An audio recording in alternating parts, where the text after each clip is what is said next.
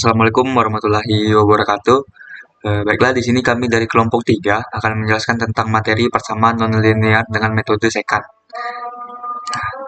Nah, di kelompok 3 itu ada anggotanya saya sendiri, yaitu Satria Agus Dharma, lalu ada teman saya, yaitu Renanda Octavia. Nah, konsep dasar untuk memahami metode secant. Nah, metode secant itu apa dulu sih yang harus kita tahu? Nah, metode secant itu adalah metode numerik untuk mencari akar persamaan nonlinear. Metode ini menggunakan dua titik awal dan membangun garis secant untuk mendekati akar. Nah, metode secant melibatkan proses iterasi, di mana titik-titik awal digunakan untuk menghitung titik berikutnya yang mendekati akar. Iterasi ini terus berlanjut hingga mencapai tingkat akurasi yang diinginkan.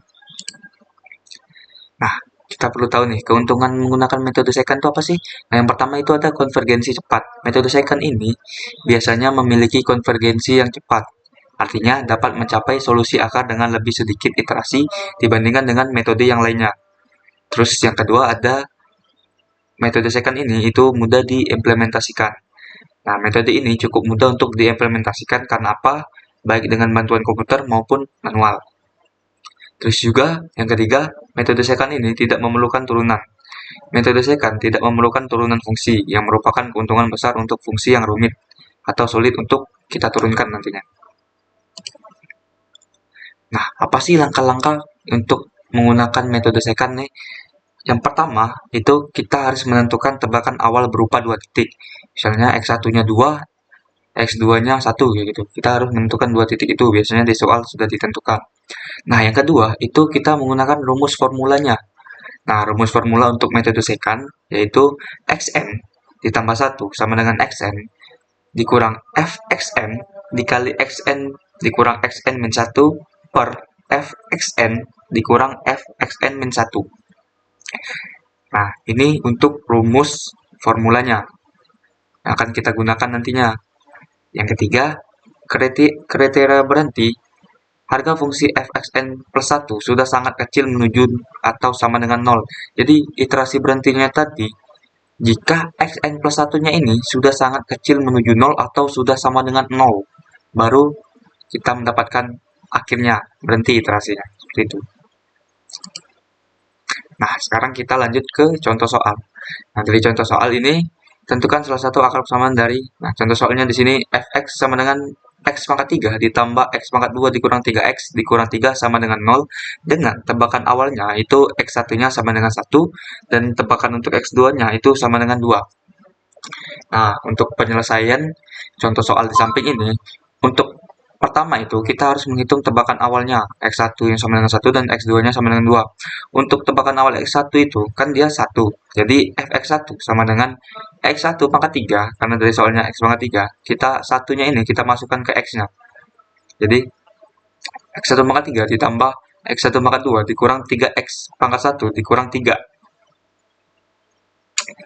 sama dengan 1 pangkat 3 ditambah 1 pangkat 2 dikurang 3 dikali dengan 1 dikurang X, karena dikali X-nya 1 ya.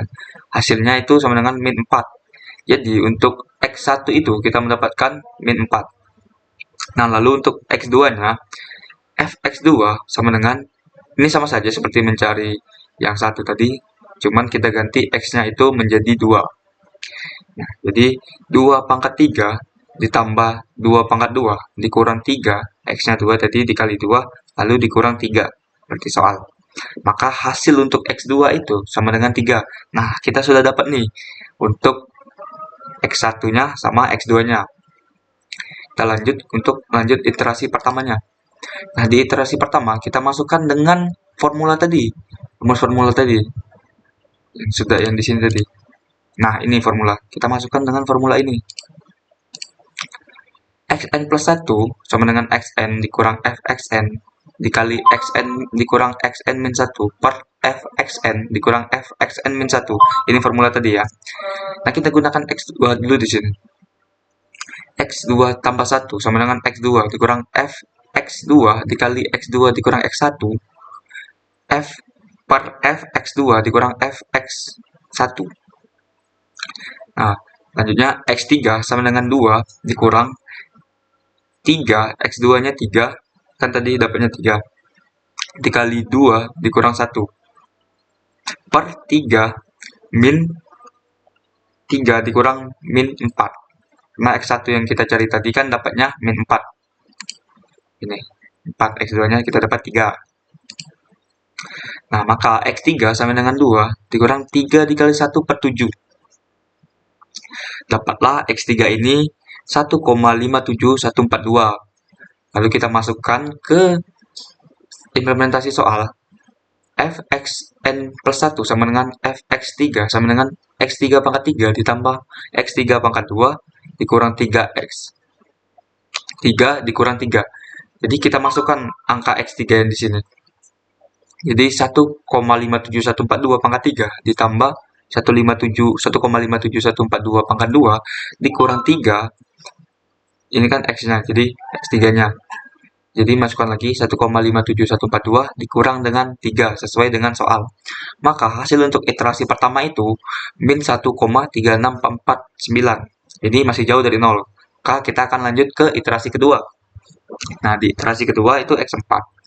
X4 kita gunakan X3 tadi. X3 dikurang Fx3 dikali X3 dikurang X2 per Fx3 dikurang Fx2. Karena kita sudah dapat X3-nya tadi, yaitu 1,57142, bakal dikurangin dengan min 1,36449 dikali dengan X3-nya tadi dikurang dengan 2 per X3, Fx3-nya itu min 1,36449 dikurang dengan X2 yaitu 3. Maka iterasi kedua di sini dapatnya 1,70540. Dan kita implementasikan ke soal seperti yang di atas ini tadi. Fx4 sama dengan X4 pangkat 3 ditambah X4 pangkat 2 dikurang 3X pangkat 4. 3X4 min 3. Karena kita sudah dapat di sini 1,70540. Kita masukkan X4 pangkat 3-nya 1,70540 ditambah 1,70540. Oh ya, ini pangkat 3, ini pangkat 2 dikurang 3. Ininya X4-nya 1,70540 sama seperti di sini dikurang dengan 3. Maka hasil untuk iterasi kedua itu yang kita dapatkan itu min 0,24774. Kita lanjut ke iterasi ketiga karena kita mencari hasilnya itu yang mendekati 0 atau sama dengan 0. Untuk di iterasi kelima itu kita menggunakan X5 sama dengan X4 dikurang Fx4 dikali X4 dikurang X3 per Fx4 dikurang Fx3. Nah, X4-nya tadi kan 1,70540. Karena kita sudah dapat di iterasi kedua tadi. Lanjut, dikurang min 024774 dikali X4-nya dikurang dengan X3 yang kita dapat di iterasi pertama tadi. Sini.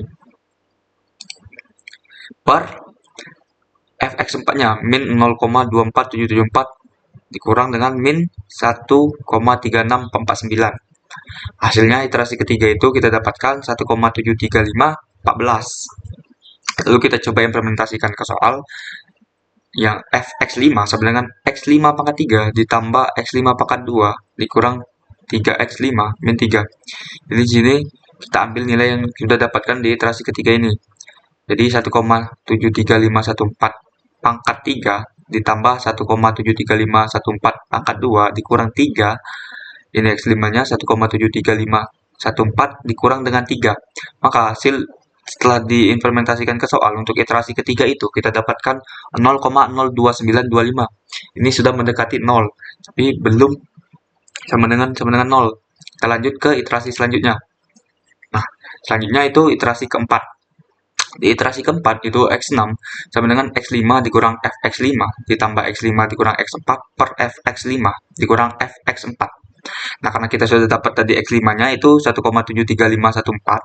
Nah, kalau dikurangi 0,02925 dikali dengan X5-nya yang 1,73514 tadi dikurang X4 tadi yang sudah kita dapat pada iterasi sebelumnya 170540 per 0,02925 dikurang dengan min 0,24774. Maka hasil pada iterasi keempat ini kita dapatkan yaitu 1,73200.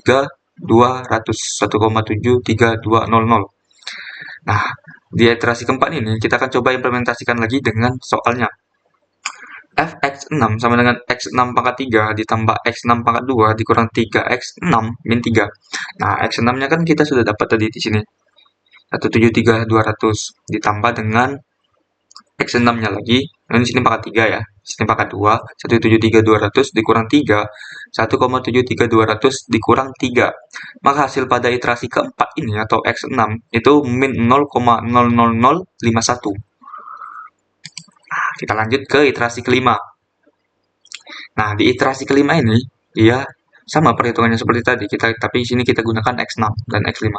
x7 sama dengan x6 dikurang fx6 dikali x6 dikurang x5 per fx6 dikurang fx5.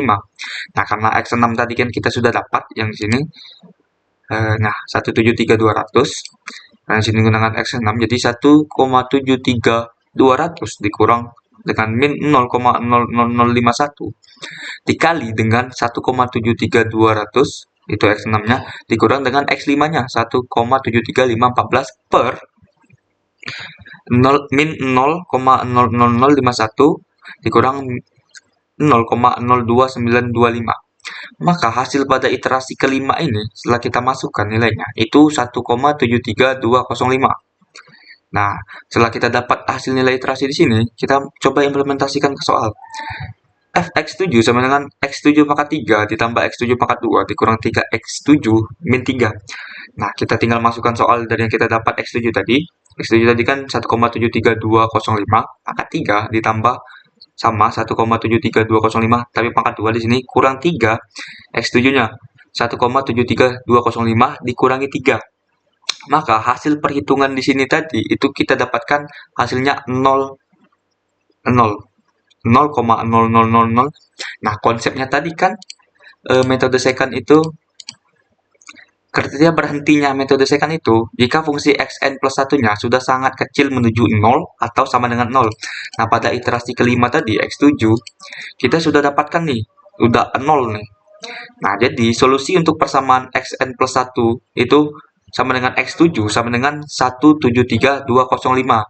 Jadi ini dia solusi persamaan ini pada iterasi kelima. Nah, mungkin sekian penjelasan dari kelompok kami tentang persamaan nonlinear metode second. Lebih kurangnya saya mohon maaf jika ada salah penjelasan atau penjelasan kurang dimengerti. Lebih kurangnya saya mohon maaf. Terima kasih. Wassalamualaikum warahmatullahi wabarakatuh.